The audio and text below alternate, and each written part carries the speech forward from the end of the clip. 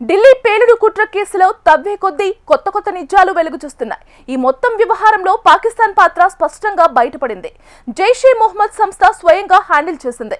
భారత్లో మరిన్ని దాడుల కోసం నిధులను సేకరించడంతో పాటు జమ్మూ కాశ్మీర్ ఆసుపత్రుల కింద గాజా తరహాలో ఆయుధాల డంప్లను ఏర్పాటు చేసే కుట్ర కూడా వెలుగు చూసింది.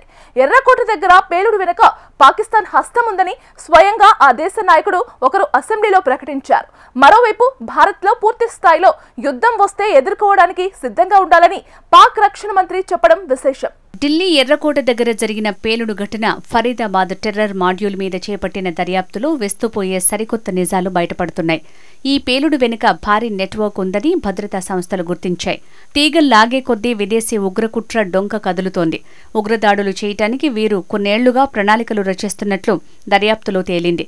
ఎర్రకోట దగ్గర పేలుడుకు పాల్పడిన డాక్టర్ ఉమర్ నబీ సహా ఈ కేసులో మిగతా నిందితులకు జైషే మహమ్మద్ ఉగ్ర మాడ్యూల్తో సంబంధాలు ఉన్నట్టు దర్యాప్తు సంస్థలు గుర్తించిన సంగతి తెలిసిందే. ఈ నిందితులు ఫైజర్ ఇష్ఫాక్ భట్, డాక్టర్ ఉకాసా అనే ఇద్దరు హ్యాండర్లతో సంప్రదింపులు జరిపినట్లు దర్యాప్తు వర్గాలు వెల్లడించాయి. వీళ్ళిద్దరూ పాక్ ఆక్రమిత కశ్మీర్, ఆఫ్ఘనిస్తాన్లో ఉన్నట్లు గుర్తించాయి. ఇక మూడో handler Hashim doctor terror module సభ్యులతో టెలిగ్రామ్లో టచ్లో ఉన్నట్టు పేర్కొన్నాయి. గాజాలో హమాస్ ముఠా తరహాలో జమ్మూ కాశ్మీర్లోని ఆసుపత్రుల కింద ఆయుధ డంపులు ఏర్పాటు చేసేందుకు జైషే మహమ్మద్ ప్లాన్ వేసిందని అనుమానిస్తున్నాయి.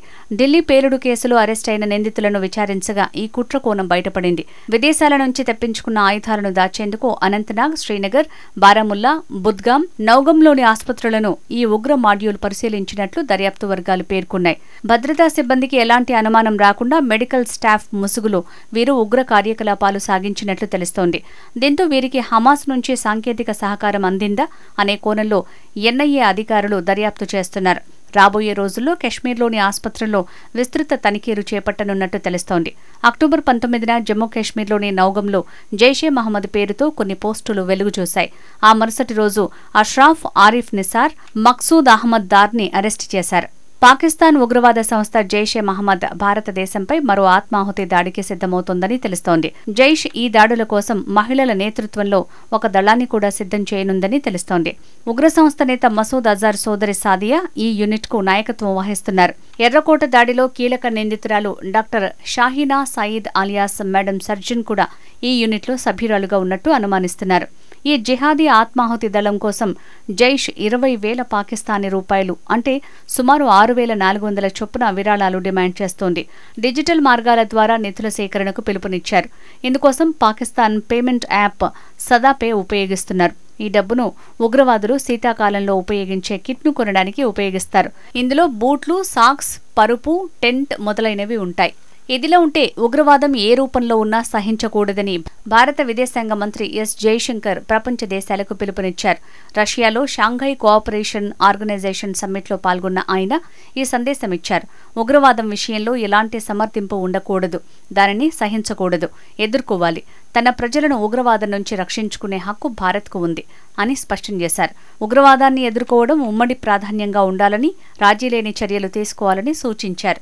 ఢిల్లీలో ఎర్రకోట సమీపంలో కారులో పేలుడు సంభవించడంతో 13 మందికి పైగా ప్రాణాలు కోల్పోయిన సంగతి తెలిసిందే.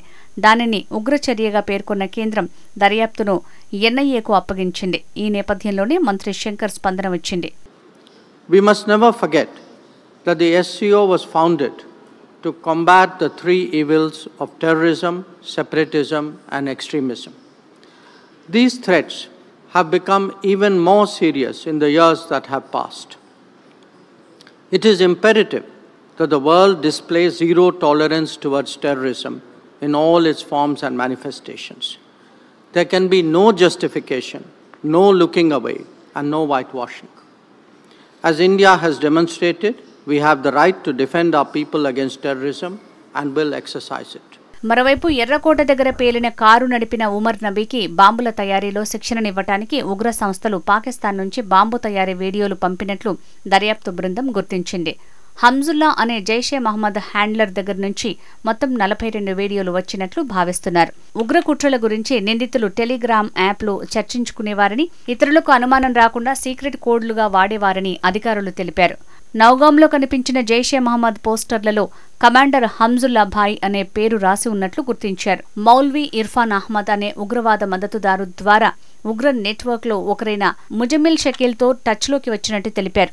అతడి ద్వారా ఉమర్ సహా పలువురు వైద్యులను ఉగ్రవాదం వైపు ప్రోత్సహించి వైట్ కాలర్ టెర్రర్ మాడ్యూల్ని ఏర్పాటు చేశారు. షకీల్ మిగిలిన వైద్యులకు పేలుడు పదార్థాలను రవాణా చేసినట్లు అధికారులు పేర్కొన్నారు. ఇదిలా ఉంటే ఢిల్లీలోని ఎర్రకోట వెలుపల జరిగిన కారు బాంబు పేలుడు వెనుక పాకిస్తాన్ హస్తం ఉందని స్వయంగా ఆ దేశ రాజకీయ నేత ప్రకటించారు.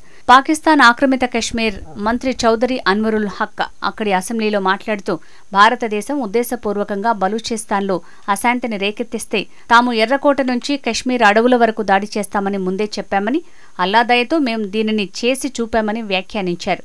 అయితే పాకిస్తాన్ అధికారికంగా ఈ ప్రకటనపై స్పందించినప్పటికీ రక్షణ మంత్రి ఖవాజా ఆసిఫ్ భారత్తో యుద్ధం అవకాశాన్ని తోసిపుచ్చలేమని ప్రకటించడం పరిస్థితి తీవ్రతను తెలియజేస్తోంది.